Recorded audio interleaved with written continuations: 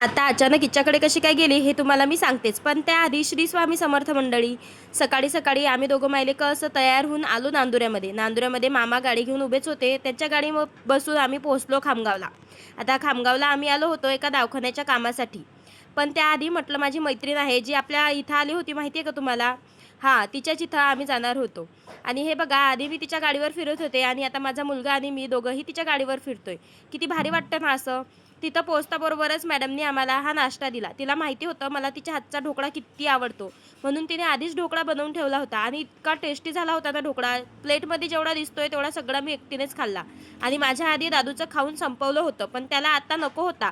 त्याला मी जरा जबरदस्ती करत होती, तो नाही म्हटला. बरं, नाश्ता होते आणि थोड्या गप्पा मारतो तोपर्यंत काकूने एवढं छान जेवण बनवलं होतं. आधी मी तुम्हाला साधा आंब्याचा रस दाखवला होता, माझ्या आईने बनवला तो. काकूने माझ्यासाठी पुरणाचा रस बनवला होता.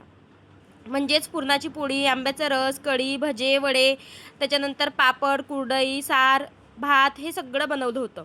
एवढा सगळा पाहुणचार काकूंनी माझ्यासाठी केला होता. त्या मला स्वतःच्या मुलीसारखाच समजतात. थँक काकू. खूप छान सगळा स्वयंपाक सुंदर झालेला. श्वेतानीही खूप मदत केली त्यांना आणि इतका छान स्वयंपाक झालेला ना, आता मी जर गावी आल्यावर तुम्हाला हेल्दी झालेले दिसले तर याचं सगळं श्रेय ह्या गावाकडच्या माझ्या लोकांना जातं.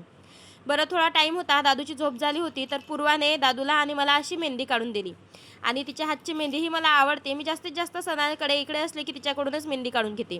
त्यानंतर ती मला खूप बोलणे देत होती की तू चांगले कपडे घेत नाही म्हणून म्हटलं चल बाई, आता तुझ्याच चॉईसने मला काहीतरी कपडे घेऊन दे.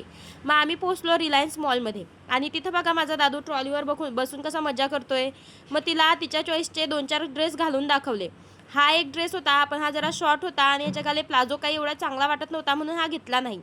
हा पिंक कलरचा होता, हा छान वाटत होता. आता तुम्ही मला गेस करून सांगा की ह्या 4-5 टॉपपैकी मी कुठलं टॉप ठेवले असतील आणि कुठले रिटर्न केले असतील. सगळे टॉप असे घालून तिला दाखवत होते, तिच्याचबरोबर म्हटलं तुम्हालाही दाखवावे.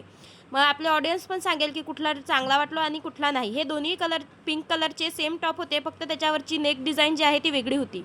मग आता ह्याच्यातला कुठला ठेवला असेल मला कमेंट करून नक्की सांगा. हा व्हाईट पण छान वाटत होता, पण जरा फिटिंगची गरज होती ह्याला. आणि दादू बघा कसा गोल गोल फिरतोय माझ्या.